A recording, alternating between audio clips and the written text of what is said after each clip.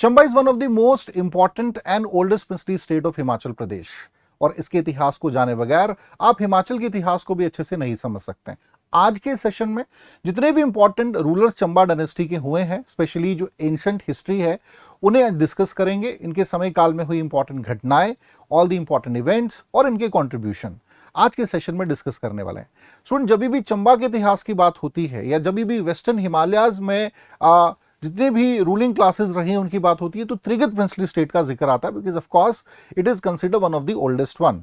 But gradually what we have seen that during the age of janapadas इस hill state में भी हमें changes देखने को मिले, और चंबा में भी जो है एक प्रिंसली स्टेट की फॉर्म में कंसोलिडेशन हुआ। इससे पहले अगर इतिहास की बात करें, so most of the communities were tribal, और इन ट्राइबल कम्युनिटीज का एग्जिस्टेंस जो हो कितना पुराना है ये कहना तो जो है संभव नहीं है, बिकॉज कोई एग्जैक्ट जो है इससे संबंध में हमारे पास ऐतिहासिक रूप से जानकारी नहीं है। लेकिन यस, इन ट्राइबल्स के बाद ही जो है आपकी प्रिंसली स्टेट्स का एस्टैब्लिशमेंट हुआ था, और धीरे धीरे चंबा एक one of the most prominent princely state बन के उभरा in the western Himalayas. Let's start. तो ये मैप है, modern day map of Chamba district, जिसमें अगर आप देखेंगे सो पांगी से लेके होली, भरमौर, ये आपका सेंट्रल चंबा जो मुख्य रूप से कैपिटल सिटी बना रहा।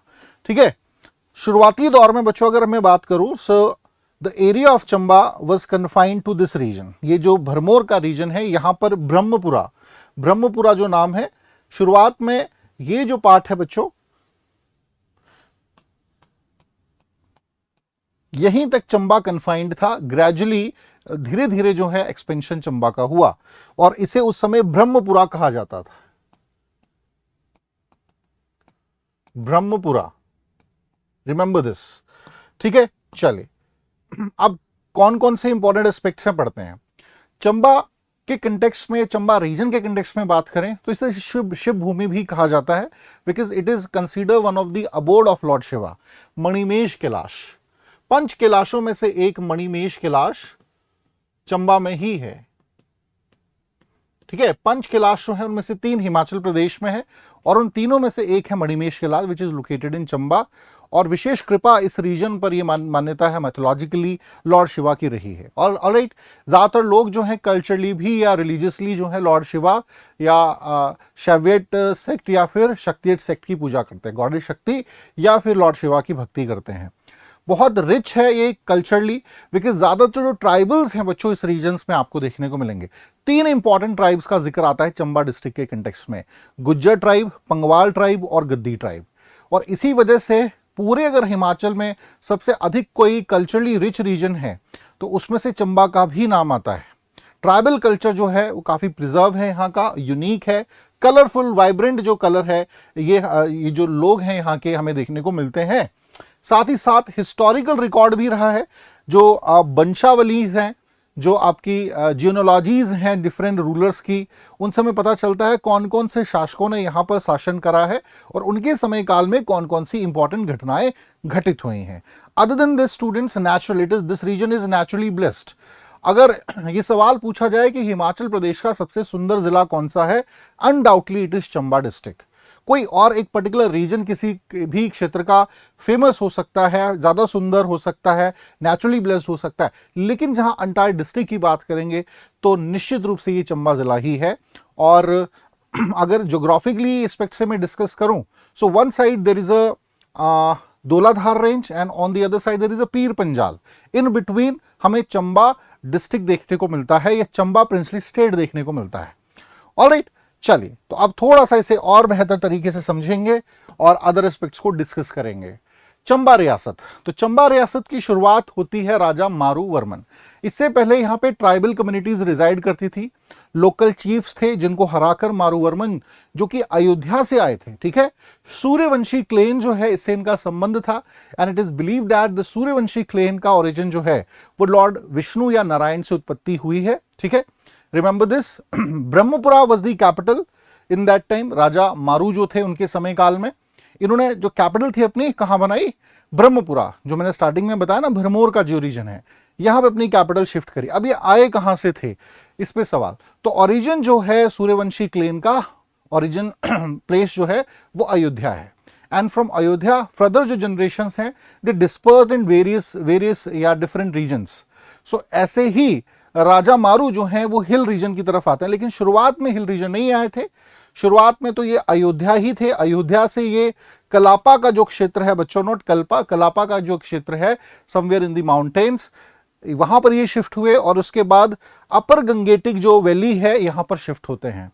After that he found an opportunity कि जो आपका रावी बेल्ट वाला रीजन है यहां पर कोई शासक नहीं है, छोटे छोटे हिल चीफियंस हैं जो हैं आपके ट्राइब्स हैं, उनको हराकर जो है मैं इस पूरे रीजन को कंट्रोल में ले सकता हूं। ऐसा ही उन्होंने करा।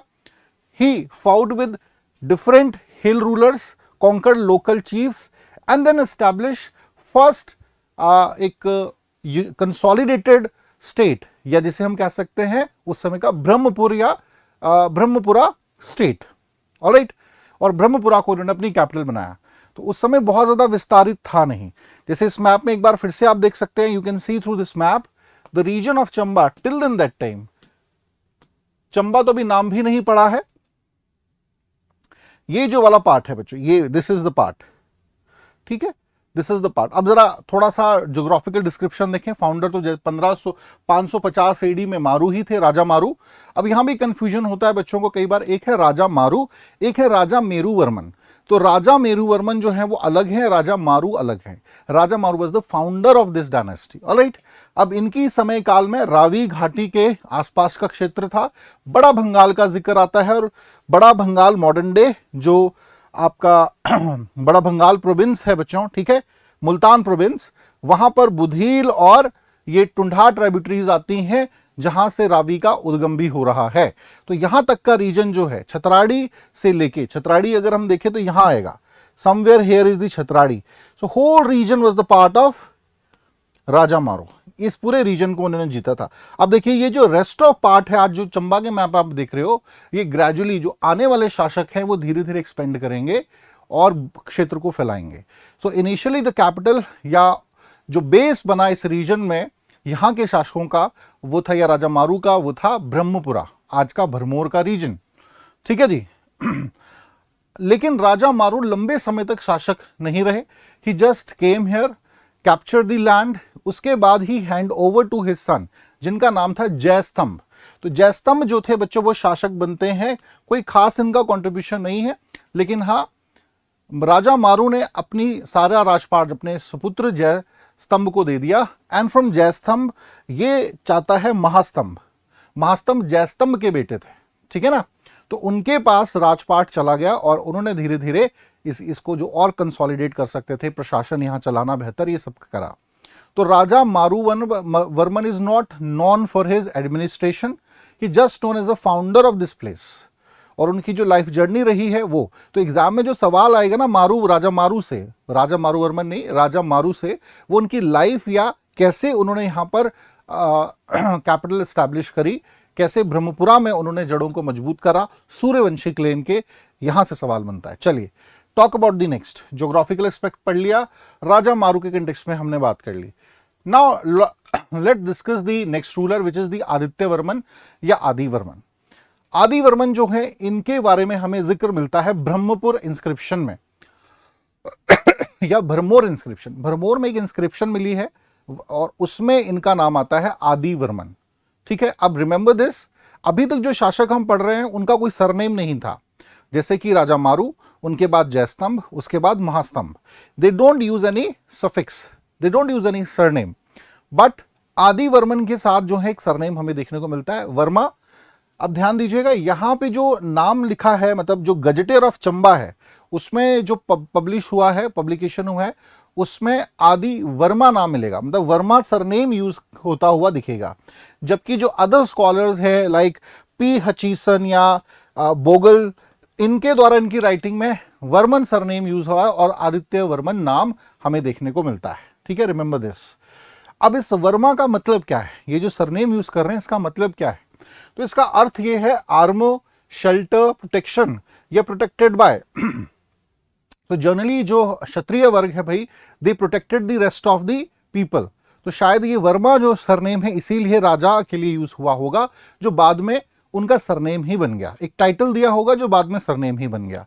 तो पहले शासक जो थे जिन्होंने वर्मा या वर्मन सरनेम का यूज करा है वो कौन है, याद रखिएगा, आदि वर्मन या फिर आदित्य वर्मन कह के भी इनको संबोधित करते हैं, जो कि 620 एडी में चंबा के शासक बने थे। Remember all important aspects of his life. यहां से बच्चों एग्जाम में डेफिनेटली क्वेश्चन बनता है।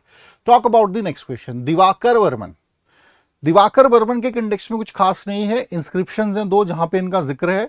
So we have to remember this because कई बार इंस्क्रिप्शन बेस्ड सवाल जो है प्रीलिम्स में आपके पूछा जा सकता है, ठीक है। सो पहली है छतराड़ी और बसौली इंस्क्रिप्शन।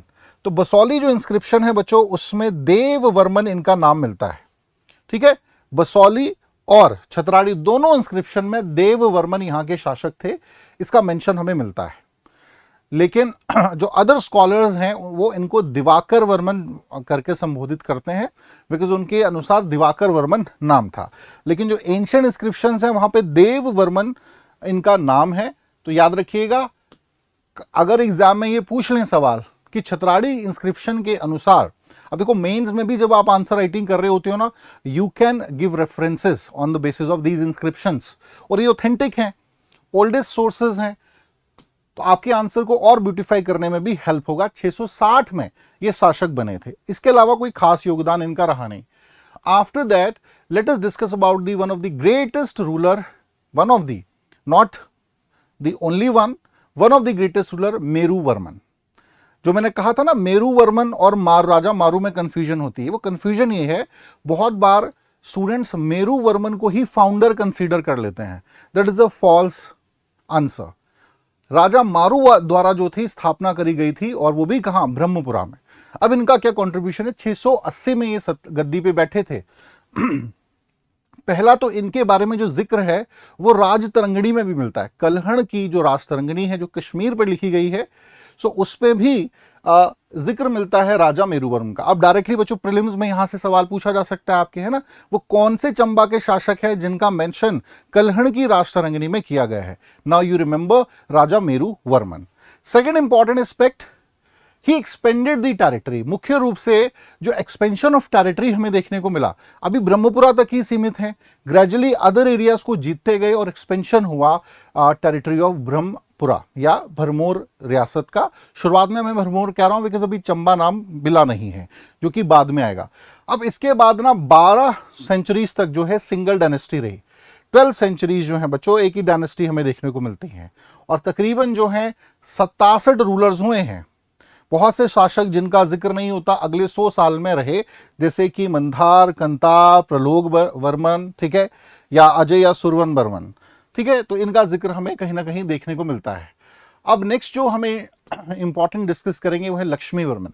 राजा लक्ष्मण वर्मन भी कहते हैं, लक्ष्मी वर्मन भी कहते हैं। 800 BCE में ये शासक बनते हैं चंबा के। अब इनके समय काल में भी एक बड़ी ही फेमस घटना घटित हुई थी। What was that incident?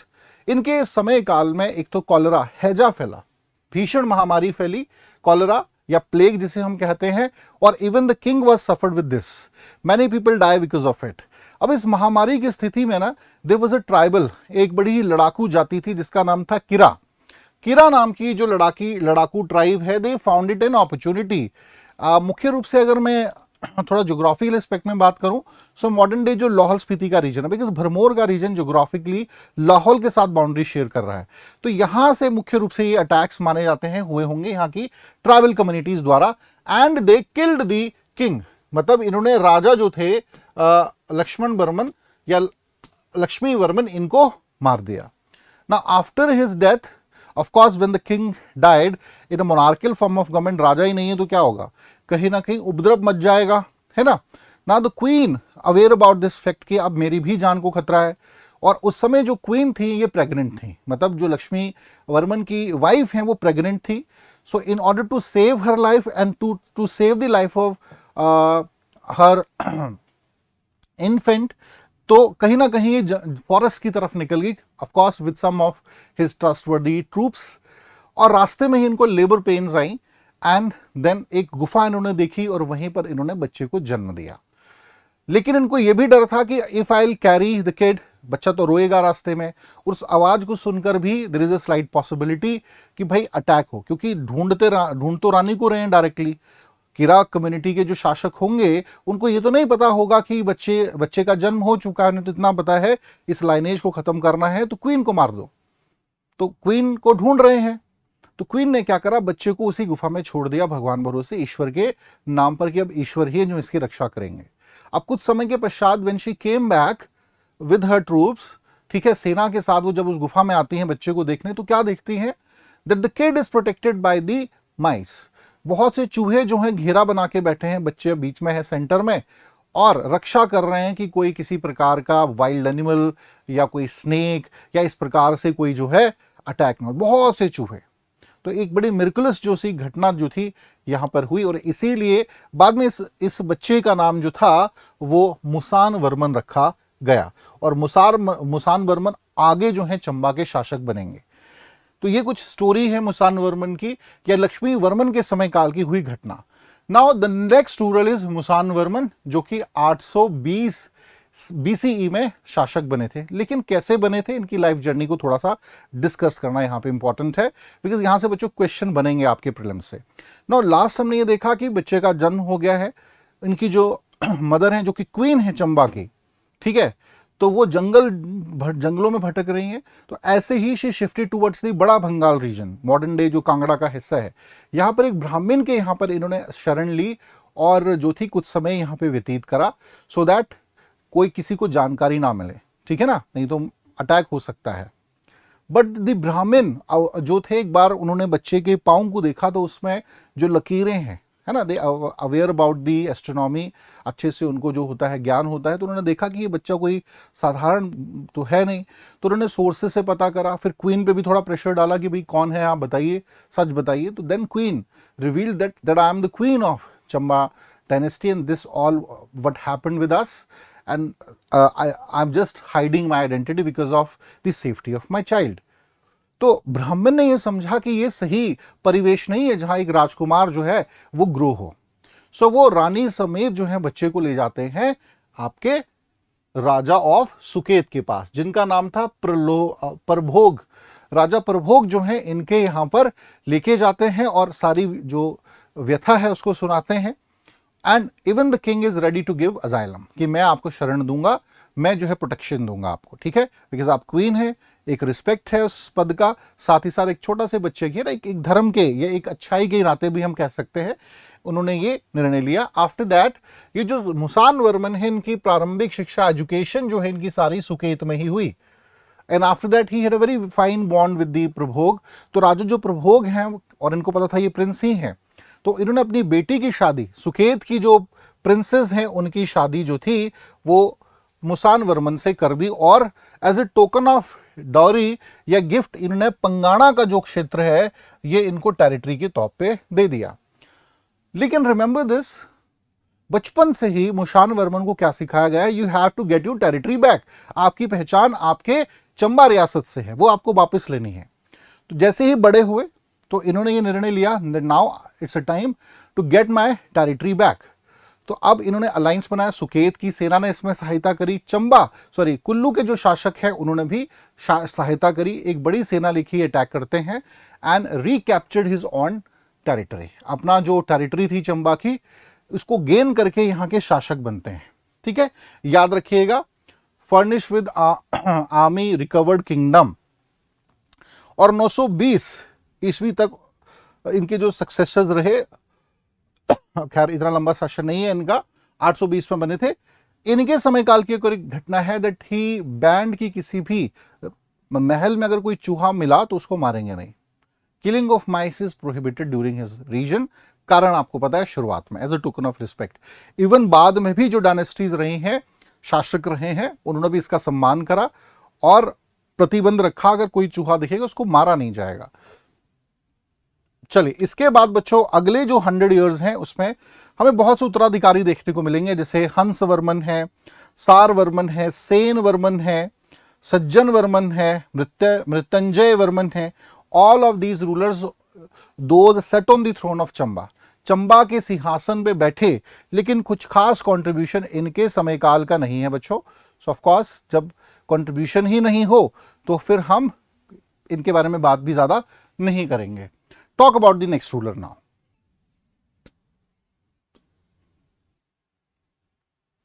So next ruler is the Raja Sahil Varman. 920 CE में ये शासक बनते हैं, ठीक है। और इनके समय काल में कुछ बहुत सी इंपॉर्टेंट घटना हुई। It is also, he was also consider one of the most remarkable and outstanding ruler of history of Chamba. पूरे चंबा इतिहास में अगर एक नाम जो सबसे महान हम कंसीडर करेंगे वो है राजा साहिल वर्मन। अब क्या कुछ इनके समय काल में हुआ उस पर बात करेंगे। सबसे पहली घटना कि इनका जो शासन काल था वो 20 साल का था, 920 से लेके 940 तक का था, ठीक है। He was the last ruler of Brahmapura dynasty. अभी कैपिटल जो है वो ब्रह्मपुरा है और ब्रह्मपुरा से ही shifted capital to modern day Chamba, ठीक है। ब्रह्मपुरा का जो किला है यहां से पुश्तैनी किला यहां से शिफ्ट कर गई है चंबा, नया जगह ढूंढी, सो ही शिफ्टेड कैपिटल। तो फर्स्ट जो चंबा टाउन, ये कई बार एग्जाम में पूछा था कि चंबा टाउन किसके द्वारा स्टैब्लिश करा गया, साहिल वर्मन द्वारा स्टैब्लिश करा गया। अब इसके पीछे की भी खैर कहानी है। इसके अलावा बात करेंगे तो इनिशियली इनका कोई निसंतान थे, कोई बच्चा इनके था नहीं। सो एक ये भी कहानी है कि 84 योगी जो थे, बड़े फेमस सेंट्स जो थे, ऋषि थे, वो इनके यहाँ पर आए और इन्होंने बहुत अच्छे से उनकी हॉस्पिटैलिटी करी, उनका स्वागत करा, भोजन कराया। इससे वो बहुत ज़्यादा खुश हुए और इनको ब्लेसिंग दे गए। निसंतान थे, कोई बच्चा नहीं थे, तो कहा तेरे 10 बच्चे होंगे, ठीक है। अब 10 बच्चे तो नहीं हुए, लेकिन इनकी एक बेटी होती है बाद में जिसका नाम था चंपावती। ये नाम याद रखिएगा, चंपावती नाम रखा गया। अब ये चंपावती नाम रखा गया और बहुत से इतिहासकारों में ये माना जाता है, ठीक है, ये चरपटनाथ योगी थे, जो 84 योगी थे उसमें चरपटनाथ भी थे, ठीक है, मेन जो थे। सो अब चंपावती है, ये मान्यता है कि एक बार अपने पिता और अपनी माता के साथ जो मॉडर्न डे चंबा का रीजन है यहां पर आई थी। And she like this place a lot and she insisted her father कि आप यहां पर एक टाउन बनाइए। And as a token of, एक प्रकार से जो उनकी डिमांड थी, बेटी की बड़ी प्रेम था उनको अपनी बेटी से, तो इस टाउन का नाम चंबा पड़ा। एक तो कहानी है, कुछ इतिहासकार कहते हैं कि ये मेन कारण नहीं है। इस पूरे रीजन में चंपा नाम का जो वृक्ष है वो बहुत ज्यादा पाया जाता है और चंपा वृक्ष के नाम पर ही शायद इस जगह का नाम चंबा बाद में पड़ा। तो there is a bit historical difference, लेकिन यस, ज्यादातर जो है ये कहा जाता है कि चंपावती के नाम पे ही नाम पड़ा है चंबा शहर का, ठीक है जी। अब ये इनका एक पर्सनल जो लाइफ में चल रहा था ये सब था, बट एक और इंपॉर्टेंट इंसिडेंट इनके साहिल वर्मन के जीवन काल में हुआ, and that was that he defeated Trigat, के जो राजा है उनको हराया था। ये बहुत बड़ी बात है, because Trigat is one of the most powerful princely state in that time. Trigat Kangra ये सबसे प्रभावी पावरफुल शासक मतलब डायनेस्टी है, प्रिंसली स्टेट है, और यहाँ के किसी राजा को हराना एक छोटे से हिल स्टेट के शासक द्वारा बहुत बड़ी बात थी। तो ऐसा साहिल वर्मन जो थे करने में सक्षम हुए, और जब वो वापस अपने टाउन में आए तो लोगों द्वारा इनका स्वागत किया गया, ठीक है, राइस और मेज के साथ स्वागत किया गया।